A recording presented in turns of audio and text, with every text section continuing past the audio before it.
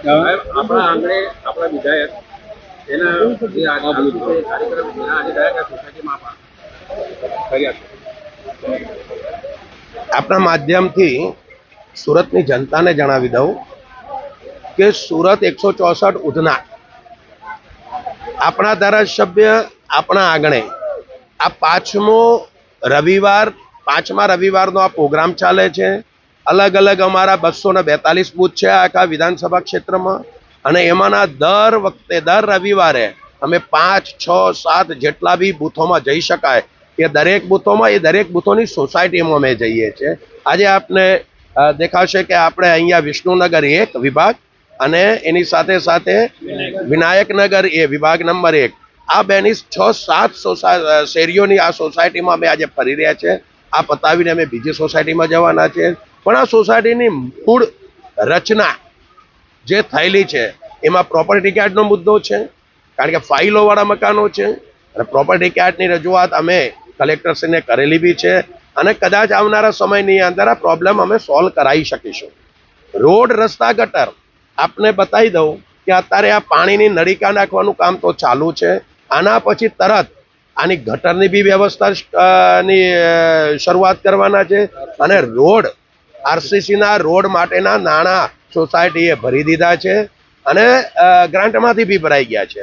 અને એના અનુસંધાનમાં ચોમાસા સુધીની અંદર આવનારા ચોમાસા સુધીમાં આ સોસાયટીના આ રહીશો, અમારી આ માતાઓ, બહેનો, યુવાનો, આ વડીલો આરસીસીના રોડ ઉપર ચાલતા થશે. આ ગટર સારી હશે એટલે ગટર અને પાણી મિક્સ નહીં થાય એટલે ચોખ્ખું પીવાનું પાણી મળશે.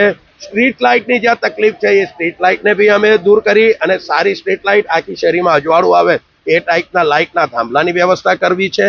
અને એની સાથે સાથે અમારી આ બહેનો છે એ બહેનોની અહીંયા એક માગણી છે.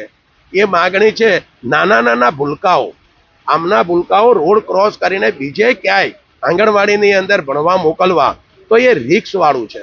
આવડી ઝડપથી વિકસેલી આપણી આ સુરતની અંદર રોડ ઉપર ક્યાંક એક્સિડન્ટ થાય પોતાના બાળકનો તો સોસાયટીના રહીશો આ એક સોસાયટીની અંદર એક બાજુ એ જગ્યા આપવા પણ તૈયાર છે.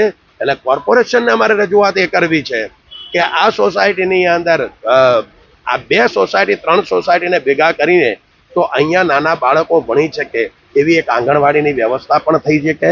એટલે બહેનોની જે માગણી છે એ હું મારા લેટર પેડ ઉપર લખીને અમારા ઝોનના અધિકારીને, ચીફ ઝોનલને અને કમિશનરને આ વાતે પહોંચાડવાનો છું.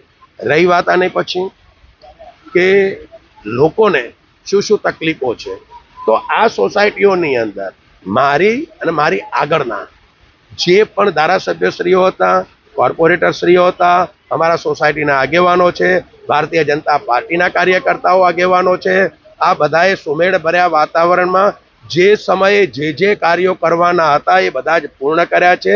હવે આને 25-27 વર્ષ આ સોસાયટીના થયા છે એટલે જૂના રોડની જગ્યાએ આરસીસીના રોડ, જૂની ગટરોને સારી બનાવીને નવી ગટરો બનાવી છે. પાણીની નળીકાઓ જે જૂની હતી આપ જોઈ રહ્યા છો ખોદીને એમાં નવી નળીકાઓ. એટલે આવનારા 25-30 વર્ષનું વિઝન જે રીતે સુરત મહાનગરપાલિકા અને રાજ્ય સરકારે સુરતની અંદર આવનારા 50 વર્ષ માટે પાણી મળી શકે 50 વર્ષનું વિઝન લઈને મહાનગરપાલિકા અને રાજ્ય સરકાર સુરત માટે ચાલી રહી છે. એ જ રીતે આ સોસાયટીનું આવનારા 25-30 વર્ષનું વિઝન લઈને હું અને સોસાયટીના રહીશો આમાં આગળ વધી રહ્યા છે.